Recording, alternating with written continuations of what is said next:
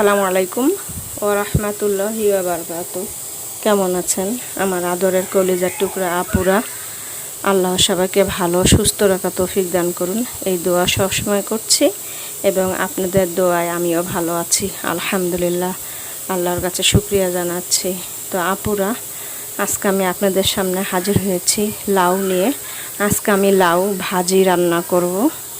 তো আমি কড়াইয়ের মধ্যে পেঁয়াজ কাটানো দিয়েছি। এবারে আমি কাঁচামরিচ দুই একটা দিয়ে দিব খালি। তারপর আমি এখন সরিষার তেল দিয়ে দিব।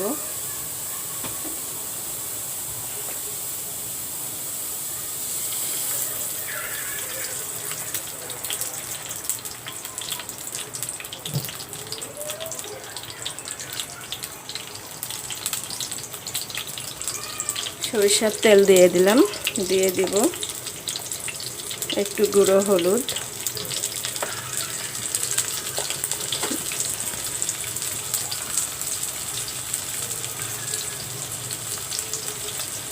একটু ধনিয়া গুঁড়ো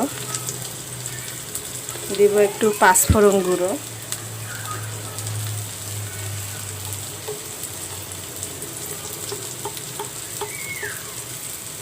পাঁচফোড়ন গুঁড়ো দিয়ে দিলাম। এবারে পরিমাণ মতো লবণ,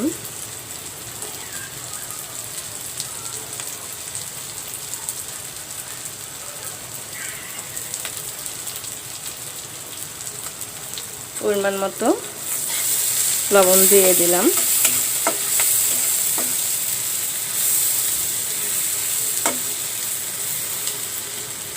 আমি একটু সামান্য গুঁড়ো মরিচ দিব, শুকনো মরিচ, কারণ কাঁচা মরিচ একটু কম হয়ে গেছে।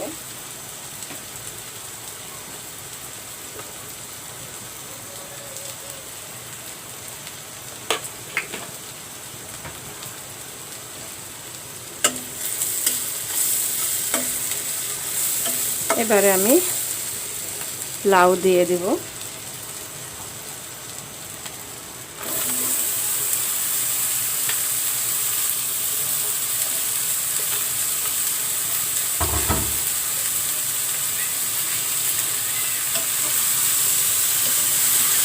আজকে লাউ আমি ভাজি রান্না করব, মাখানো মাখানো।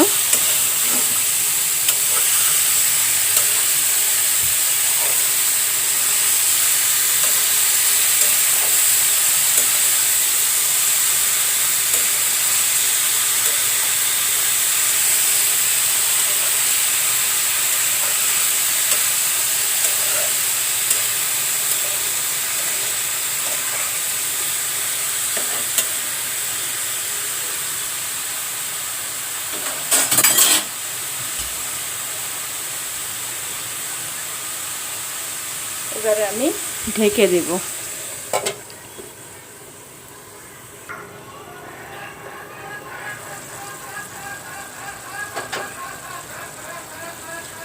আপুরা দেখুন, লাউ দিয়ে অনেক পানি বের হয়েছে। আমি এক ফোঁটাও পানি দেইনি, অবশ্য ভিডিওতে আপনারা দেখেছেন। আর তাছাড়া লাউ যদি ভালো হয় তাহলে লাউ দিয়ে পানি বের হবে। আর লাউটা অনেক কচি ছিল, ছোট্ট একটা কচি লাউ। তো আল্লাহর রহমতে লাউ দিয়ে যেই পানি বের হয়েছে এই দিয়েই সিদ্ধ হয়ে যাবে এবং লাউ রান্নাটা আমার হয়ে আসবে। তো আমি আবারও ঢেকে দেব।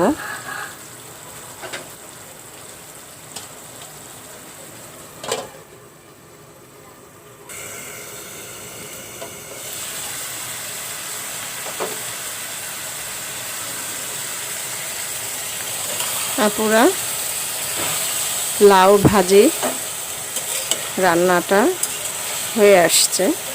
দেখুন, খুব সুন্দর একটা কালার এসে গেছে এবং খেতেও অসম্ভব মজাদার হয়েছে আর সিদ্ধ ভালো হয়েছে।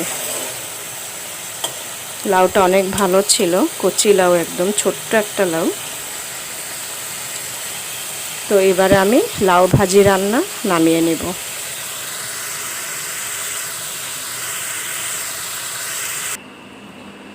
আপুরা, নামিয়ে নিয়ে আসলাম লাউ ভাজি, রান্না তরকারি আপনাদের কাছে কেমন লেগেছে অবশ্যই কমেন্ট করে জানাবেন এবং বেশি বেশি করে শেয়ার দিন, লাইক দিন ও সাবস্ক্রাইব করতে একদমই ভুলবেন না। যারা নতুন আপুরা দেখছেন পাশে বেল বাটনটি ক্লিক করে আমার ভিডিওর পাশেই থাকুন। সবাই ভালো থাকুন, পরিবারকে নিয়ে সুস্থ রাখার জন্য আল্লাহ তৌফিক দান করুন, এই দোয়া কামনা করে রেখে দিচ্ছি। আসসালামু আলাইকুম ওয়া রাহমাতুল্লাহি ওয়া বারাকাতুহু।